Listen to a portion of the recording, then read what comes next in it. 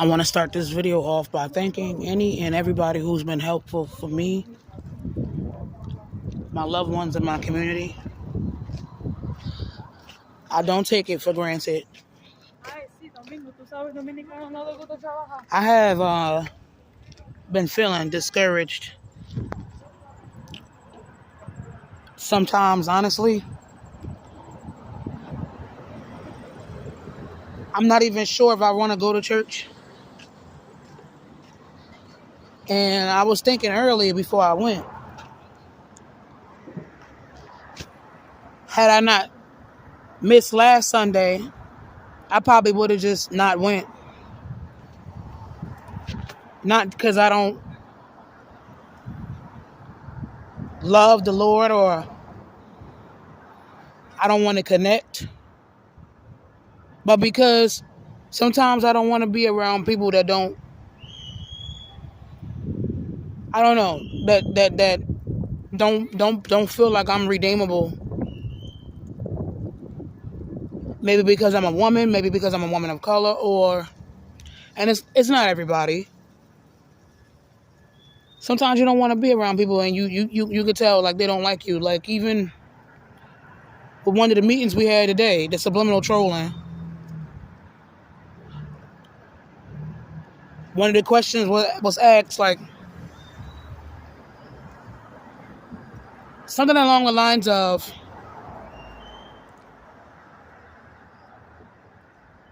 how can you better connect with God? Not particularly that question, but the other one.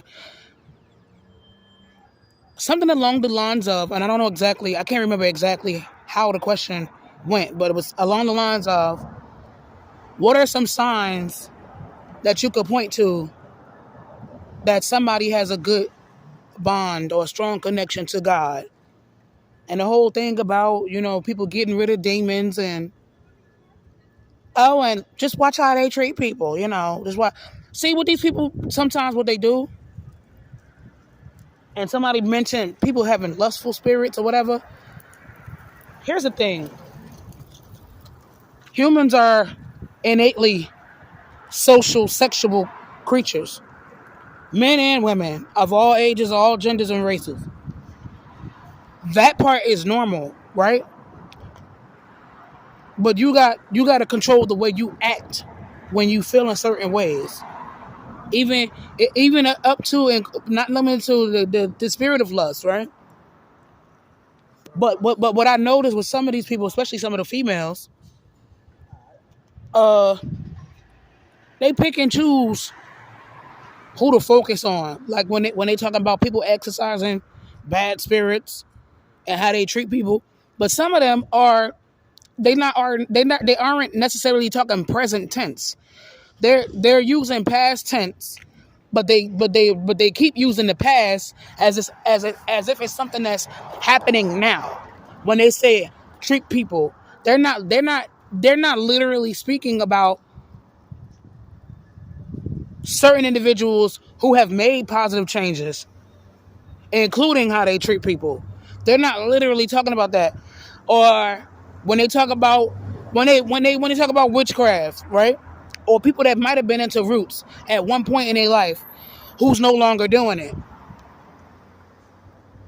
And you'll know this because, well, for starters, I don't have any privacy in my house. You don't see me burning black candles. You don't see me, drawing a pentagram on the floor. You don't see me going to cook chicken feet for rituals. You don't see that. You don't see that. And people, and something else too, because we're humans, people catch feelings. All types of feelings for certain people. What I've been thinking since I started this spiritual journey, particularly with this church, what I've been thinking a lot of times, and it has stopped me from doing certain things that I probably don't need to be doing. If I do this, will this help me? Will it benefit me? Or will this hurt me? Will this make me regress? Will this pull me down? Or will this give me something? Will this give my enemies something else negative to talk about, to gossip about? Another thing too that I think is interesting and problematic, even when they brought up the spirit of people liking people and it not being, you know, right, or something that God would approve of. Uh, they said it without saying it. They're not talking about the guys. They were talking about women. And see these and these are other black females. So if a person used to be, they'll have you believing that if you used to be involved with roots, or you come from an abusive environment that made you feel like God was ignoring you and made you interested in roots or dark arts, that is, you're unredeemable. If you used to be a sinner, you're unredeemable. If you used to be a little promiscuous because of sexual abuse, you're dirty, you're filthy, you're unredeemable. If you listen to the wrong people, they'll make you feel like you're a piece of sugar honey iced tea. That you're demonic, that you're sick, you're always full of lust, and you're unredeemable.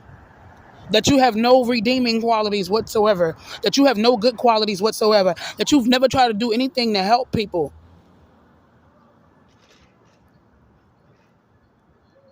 How they treat people. What you mean? Helping kids that was missing and exploited? What you mean? And for some of the brothers that like to bring up truth and things like that, and sometimes I wonder if they trolling with that too. What you mean? So everybody else rebirth is real. Well, some people rebirth is not real. Some people rebirth is real, and some people rebirth is not real. When you give people the rebirth, aka the baptism, that's supposed to be their chance to start over. What do you mean? And ain't nobody perfect. Lately, I've been trying to watch the way I talk, but we talking about church, we talking about spirituality, God, religion. So no, when it comes to that, I'm not lying about that. Even though sometimes I just bump off of other people's energy.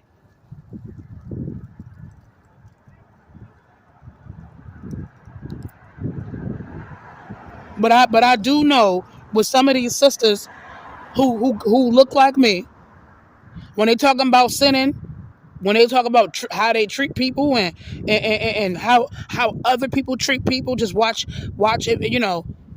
If they serious about God based on that, or if they have Jesus in their heart, watch how they treat people. If they got lust or whatever, they ain't talking about no dudes.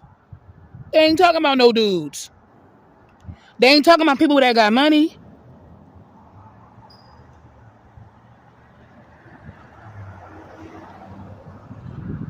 They ain't talking about people that got money. They ain't talking about men. They ain't talking about and or how some of them aid and abet men who do wicked things, evil and even illegal things. They ain't talking about that. A lot of times they just talking about me.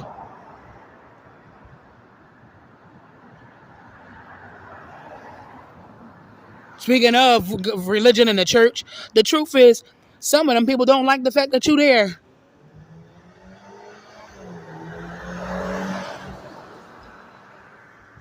They don't like the fact that you're there. They don't think you belong there.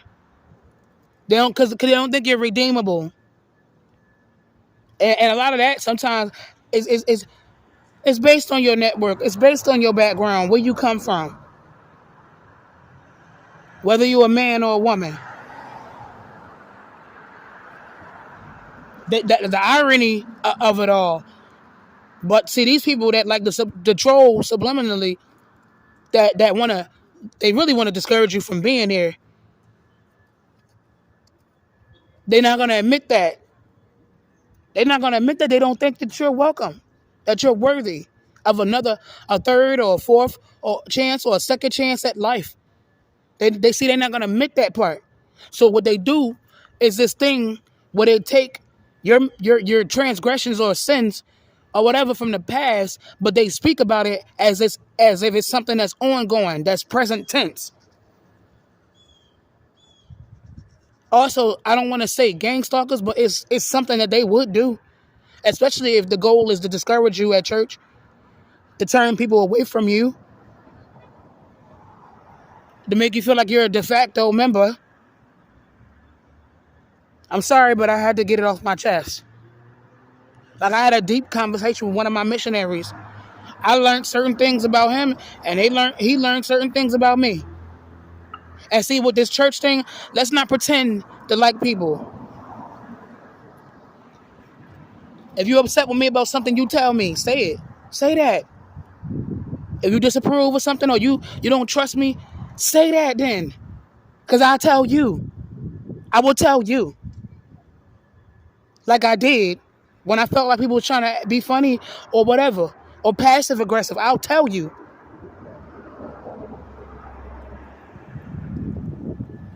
I'm not angry. I'm just passionate and I'm hurt right now. And I'm still grieving.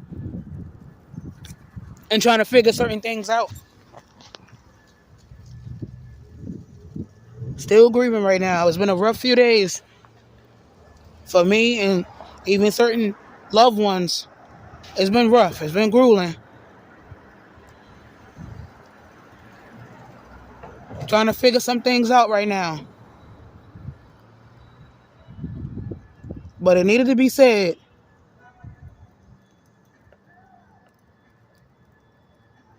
I don't want to quit this spiritual thing. I don't want to just altogether cease from going to church. Like I said before, it's not everybody.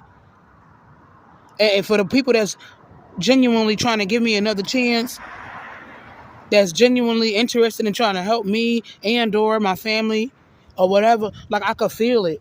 You could feel it. Like when people care about you, you could feel it. When they don't, and when they there to proselytize, when they there to talk about you behind your back, when they there to try to deter people away from you, or make you look like an unredeemable monster, when they want to project, you could feel that too. For some people, it could be very overwhelming, and they'll actually stop going to church.